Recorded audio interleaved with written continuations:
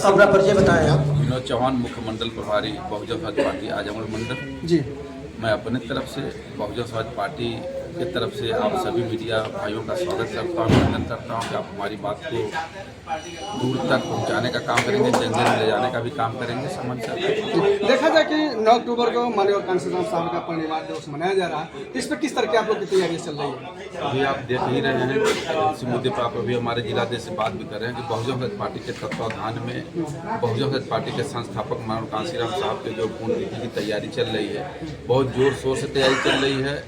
हर जिले से कई हजारों लाखों में लोग निकलने उभरने के लिए तैयार है। जो बहुजन समाज पार्टी का जो अब तक का इतिहास रहा है कि हमारे ही इतिहास को अब तक कोई राजनीतिक दल के लोगों ने उस इतिहास को तोड़ा नहीं रहे, लेकिन अब हम अपने इतिहास को बहुजन समाज पार्टी के आदरणीय बहन जी ने निवेदन किया है और अब सभी कार्यकर्ताओं से चाहा है कि अपने इतिहास को तोड़ना।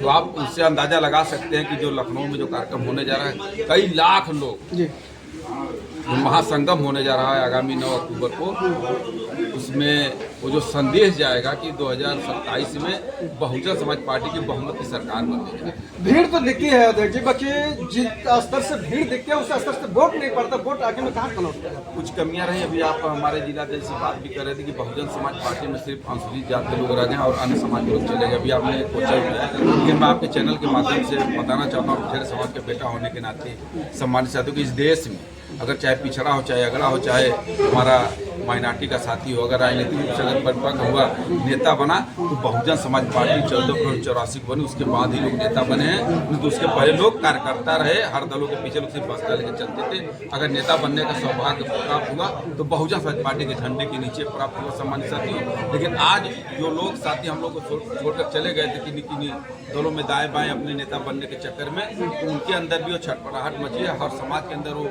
आज के दिन में आत्मचिंतन लोग कर रहे हैं कि अगर इस देश के अंदर बहुजन समाज माने सिर्फ अनुसूचित जाति के लोगों ने बहुजन माना और कांशीराम साहब ने इसीलिए बहुजन समाज नाम दिया था कि हर जात हर धर्म को मिलाकर समता मूलक समाज की स्थापना कर इस देश के अंदर बाबा साहब के सपनों का साकार करते हुए भारतीय संविधान के अनुरूप इस देश की सरकार चली। लोगों का कहना है कि पहले जब बहुजन समाज पार्टी के कार्यकर्ता लोग आते थे तो हर गांव में बैठ करके चौपाल और मीटिंग किया करते थे, बाकी आज जो भी बड़े पद के ऊंचे अधिकारी आ रहे हैं तो सिर्फ होटल में ही आकर के और होटल मीटिंग करके चले जाते हैं। क्या तक सच्चाई है? नहीं, कुछ कमियां रही कहीं न कहीं। अगर हम अपनी कमियों को अगर अपने से हम दुरुस्त नहीं करेंगे तो कमियां फिर हमें खतरा उत्पन्न करेगी। सम्मानित साथियों, 4 बार हमारी सरकारें तो कुछ वर्करों में, कुछ हमारे नेताओं में कुछ कमियां रह गई, कुछ आपस में जो भाईचारा बना था वो नहीं बन पाया, मजबूत नहीं हो पाया, तो नेता अलग चला, कार्यकर्ता अलग चला, इससे हम सीटें हारे और हम सत्ता से दूर है। लेकिन आज माहौल बदलता हुआ नजर आ रहा है। अच्छा, एक चीज बताएं आप, आदरणीय बहन जी जो हम लोग की राष्ट्रीय नेता हैं, आदरणीय बहन जी इस मुद्दे को लेकर बहुत स्ट्रांग है,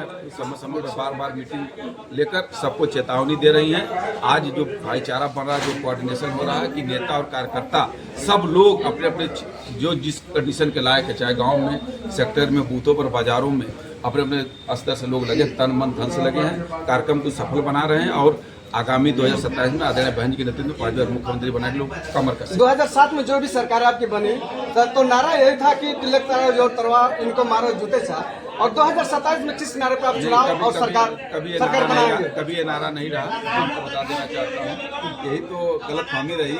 इस देश की मीडिया माफिया और मनी मीडिया माफिया हमेशा बहुजन समाज पार्टी के खिलाफ रही। इस तरीके से लोग मनगढ़ंत कहानी, कभी परिस्थितियां रही होंगी जब स्थापना करते समय 84 की बात आप उठाकर 2007 में करेंगे तो बात आज की परिस्थितियां बदलती हुई नजर आ रही है। तो समय के साथ हमको आपको भी बदलना पड़ेगा। आप कंप्यूटर युग आ गया, सम्मान साथ। तो आज का माहौल को बदलते हुए इस जो आपने जिस नारा को आपने अभी कहा है, उस नारा कभी बहुजन समाज पार्टी का नारा, कुछ परिस्थितियां अभी आप लोग देख रहे हैं जो अन्य दलों के लोग जो क्षेत्रीय या चाहे कहिए जो जाति की जो पार्टियां हैं वो इस तरीके का नारा दे रहे हैं कि लोग भाईचारा न बनकर भाई बल्कि आपस में जो चारा बनने की बात हो रही है।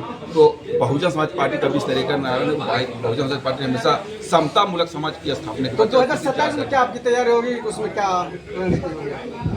2027 की तैयारी आपके सामने नजर आ रही है कि हमारा बूथ करो मजबूत के तहत आदरणीय बहन जी ने अपने संगठन को बड़ा मजबूत बनाकर अपने हर बूथ पर 5 यूथ हमारे बन रहे हैं और विधानसभा स्तर की कमेटी तैयार हो रही है। जिला स्तर के हमारे जिलाध्यक्ष जी बैठे हैं, मंडल स्तर पर हम लोग हैं, सभी साथी अपने अपने जो भी आदरणीय बहन जी ने जो काम दिया सब लोग अपने अपने काम पे लगे हैं कि बहन जी को कैसे 5 बार मुख्यमंत्री बनाया जाए।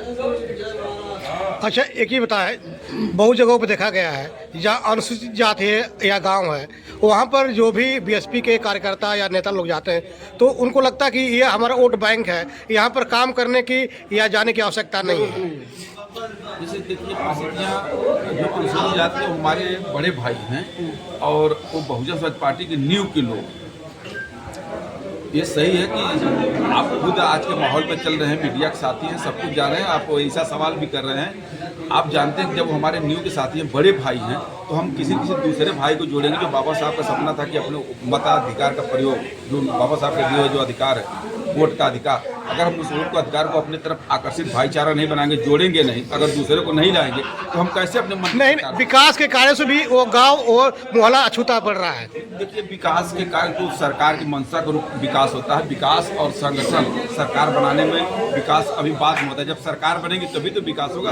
जब बहुजन समाज पार्टी की सरकार बनी तो आदरणीय बहन जी ने बाबा साहब अम्बेडकर के नाम पर योजना बनाकर, माननीय कांशीराम साहब के नाम पर योजना बनाकर, सरकार की योजनाओं को लॉन्च कर एमपी और एमएलए से नहीं विकास होता है, सरकार की योजनाओं से विकास होता है। तो आदरणीय बहन जी ने जब मौका मिला, सामने आपका माननीय कांशीराम आवास बना हो, सामने देख लीजिए, तो जब आदरणीय बहन जी के नेतृत्व में सरकार बनी तो बहन जी ने इस देश में जन्मे तमाम संतों महापुरुषों के नाम पर योजनाएं चलाकर विकास करने, चाहे वो नगर रहा हो चाहे गांव रहा हो, सबका विकास करने का